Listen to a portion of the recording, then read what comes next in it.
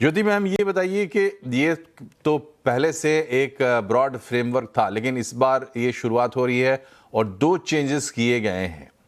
तो आप इनको कैसे देखते हैं और दोनों में ज़्यादा इम्पोर्टेंट क्या आपको लगता है? आपका पर्सपेक्टिव क्या है इस पे?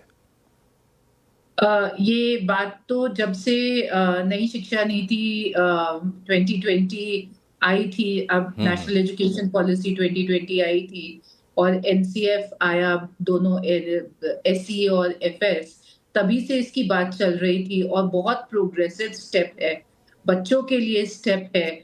अगर बच्चे स्कूल में ही एडवांस लेवल भी पढ़ पाएंगे और उसके इम्तिहान दे पाएंगे, तो कहीं ना कहीं आगे जाके जो ये प्रेशर जेई का, नीट का आता है, उससे बच्चों को बहुत फायदा मिलेगा।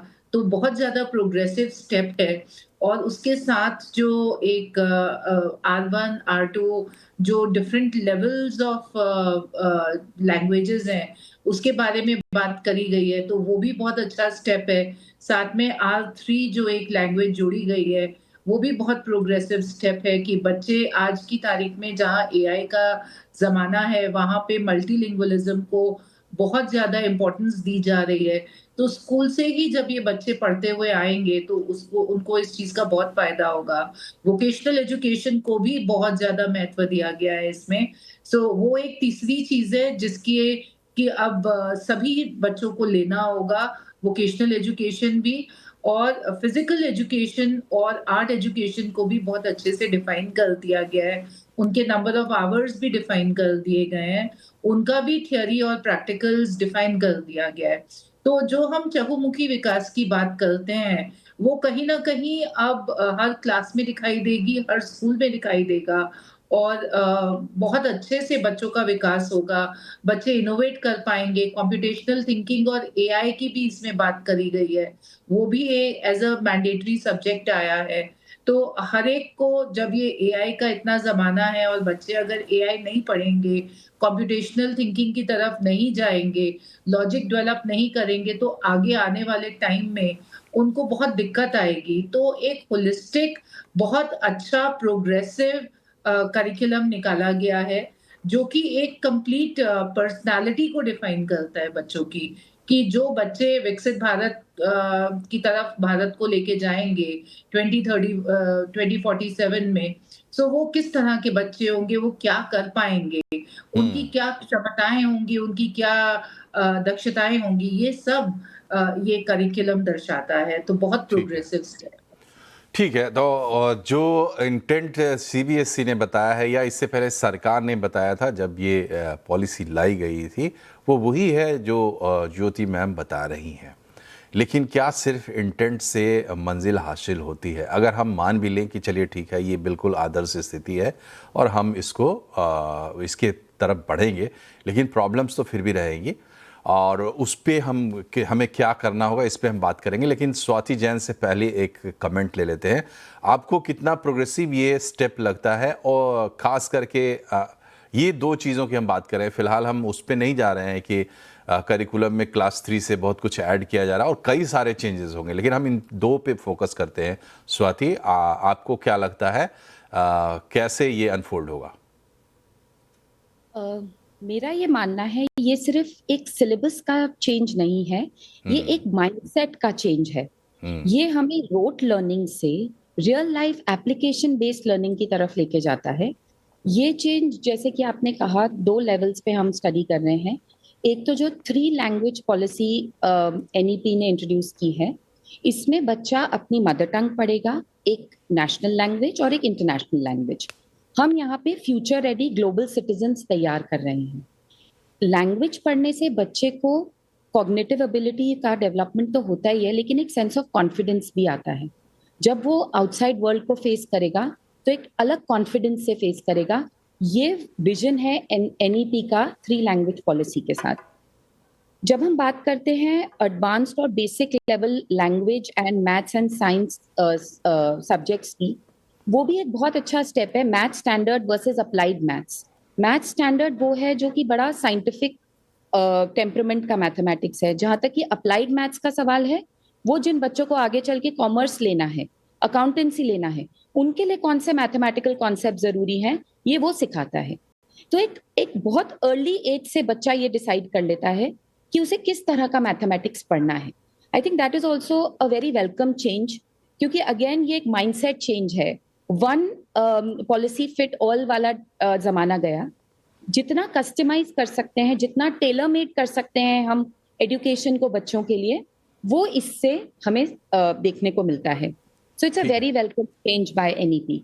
ओके, स्वाति जी, हमें ये बताइए कि जो हमारी प्रॉब्लम है, हम 150 करोड़ लोग हैं, उसी रफ्तार से बच्चे आ रहे हैं स्कूलों में, और जो जैसे आपने कहा थ्योरेटिकली ये अच्छी बात है कि हम उसमें विकल्प क्रिएट कर रहे हैं और उसको सुधारने की कोशिश कर रहे हैं, फ्रेमवर्क बढ़िया कर रहे हैं। ये सरकार का काम है, सीबीएसई का काम है, बाकी एनसीईआरटी अपना काम करेगी।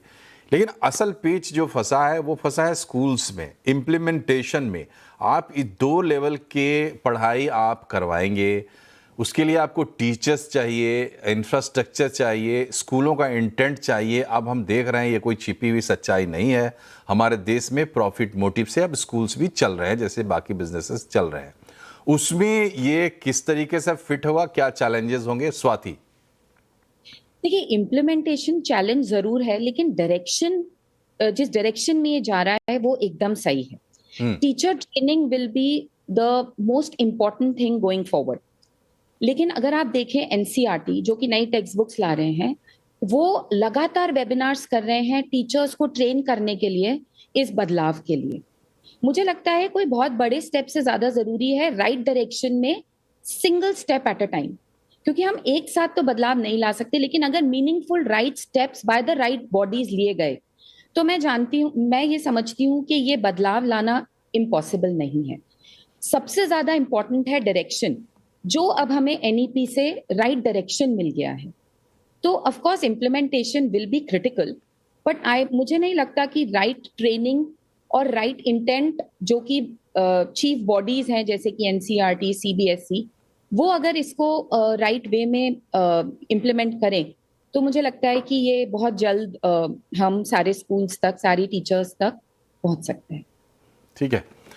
ज्योति मैम, ये बताइए, जो पिछले दिनों हम देखते आ रहे हैं, जहां से ये पूरी बात निकल रही है कि हम एनटीए टेस्ट लेता है, आईआईटीज एडवांस्ड का टेस्ट लेती है, नीट का एक अपना अलग स्टैंडर्ड, अपने डिमांड्स हैं, और इस तरीके से अब हम देखते हैं दूसरे स्ट्रीम्स में भी क्लैट है, अलग अलग जो इंडस्ट्रीज़ हैं उन इंडस्ट्रीज़ के हिसाब से इंस्टीट्यूशंस ढल रहे हैं, और चैलेंज ये था कि उन इंस्टीट्यूशंस के हिसाब से स्कूल्स भी ढलें।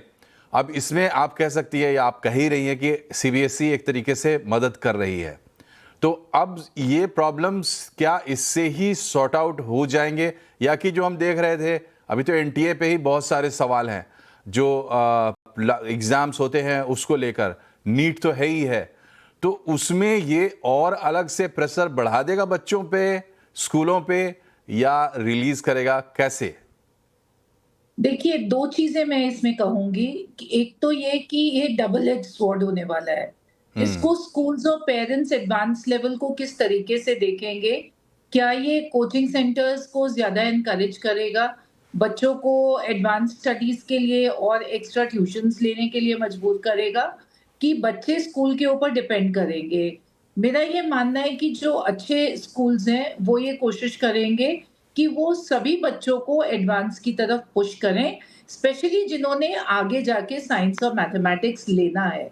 और जिन बच्चों ने साइंस और मैथमेटिक्स नहीं भी लेना आगे जाके, उनके लिए भी एक साइंटिफिक टेम्परामेंट होना, एक किसी भी प्रॉब्लम को साइंटिफिकली देखना और उसके लिए सॉल्यूशन प्रोवाइड करना, वो ज़रूरी है। साइंस और मैथ्स इसलिए नहीं पढ़ना ज़रूरी कि आपको इंजीनियर या डॉक्टर ही बनना है, पर हर एक प्रॉब्लम को कैसे आप देख सकें, उसका कैसे साइंटिफिक सॉल्यूशन निकाल सके, इसके लिए एक अच्छी साइंस और मैथ्स पढ़ना सभी बच्चों के लिए ज़रूरी है। और ये कहीं न कहीं ये माइंडसेट भी है कि बच्चे जो है वो कोचिंग सेंटर्स के ऊपर इतना डिपेंड करते हैं कि वो स्कूल में आना ही नहीं चाहते। 11वीं 12वीं में हमने देखा 2023 का जो डेटा है वो ये दिखाता है कि तकरीबन 14,000 बच्चों ने सुसाइड कमिट किया तो अगर बच्चे ये प्रेशर लेते हैं घर से बाहर जाके कोटा में और जगहों पे, अगर ट्यूशंस लेते हैं, कोचिंग्स जाते हैं और वो बच्चे जब स्कूल नहीं आते, उनकी बहुत इंपॉर्टेंट स्किल्स मिस हो जाती हैं। तो कहीं न कहीं जब स्कूल में ही इसका विकल्प मिलेगा, ठीक है। एडवांस स्टडीज़ का, और मुझे लगता है कि आगे जाके गवर्नमेंट इसी में से ही कुछ निकालने की भी कोशिश करेगी या उनको करनी चाहिए। और एक बात मैं और कहूँगी, मैं कैप्शंस पढ़ रही हूँ, वहाँ पे R1 और R2 आप 2 लैंग्वेजेस दिखा रहे हैं। R1 और R2 2 लेवल्स एक ही लैंग्वेज के हैं। तो कुछ एक लैंग्वेजेस जो टेबल 7 में दिखाई गई हैं, जैसे कि इंग्लिश है, हिंदी है या कन्नड़ है या कुछ एक लैंग्वेजेस हैं या उर्दू है, तेलुगु है, इनके R1, R2 लेवल्स हैं। तो अगर एक स्कूल ने एक लैंग्वेज का, लेट अस से अगर उन्होंने इंग्लिश का अगर R1 ले लिया है, तो वो हिंदी का R1 या R2 ले सकते हैं। और थर्ड लैंग्वेज जो है 6th में, वो कुछ और भी हो सकती है। तो उसमें ये अलग-अलग लैंग्वेजेस नहीं है, ये अलग-अलग लेवल्स हैं लैंग्वेज के। R3 जो है वो थर्ड लैंग्वेज है, पर R1 और R2 वो हिंदी और इंग्लिश के, उर्दू के या तेलुगु के अलग-अलग लेवल्स ठीक हैं। है। तो इसको स्कूल्स को बहुत ध्यान से और पेरेंट्स को बहुत ध्यान से समझना होगा। जी, जी, बहुत ध्यान से समझना होगा और इसको इस तरीके से भी देखना चाहिए कि बदलाव क्या हुए हैं कि एक ज़माना था स्कूल की शिक्षा थी, पहली से 10वीं तक एक क्लास में एक जैसे सभी लोग पढ़ते थे और वहाँ से IITs में भी जाते थे, मेडिकल में भी जाते थे और दूसरे प्रोफेशंस में भी लोग जाते थे। धीरे धीरे ये तमाम चीज़ें कॉम्प्लिकेट होती गई। क्यों होती गई? क्योंकि लिबरलाइजेशन के बाद जॉब्स खुले और जॉब्स कम है, एस्पिरेंट्स ज़्यादा है, ये सबसे बड़ा प्रॉब्लम है, जिसके चलते एलिमिनेशन का राउंड चलता है हर जगह एंट्री पे और उस एलिमिनेशन में क्वालिफाई करने के लिए सभी लोग दौड़ते हैं। कुछ लोग उस बैरियर को क्रॉस करके आगे चले जाते हैं, बाकी के हाथ खाली रह जाते हैं बड़े पैमाने पर। ये है हमारी बेसिक समस्या। एक देश होने के नाते हमें सबको सिर्फ शिक्षा देना ही हमारा काम नहीं है, बल्कि सबको ऐसी शिक्षा देना ताकि वो रोज़गार भी प्राप्त कर सके और शिक्षा का जो बेसिक उद्देश्य है, साइंटिफिक टेम्परामेंट हो, वो भी बने। इस दिशा में ये चीज़ कितनी आगे जाती है, देखने वाली बात होगी। यहाँ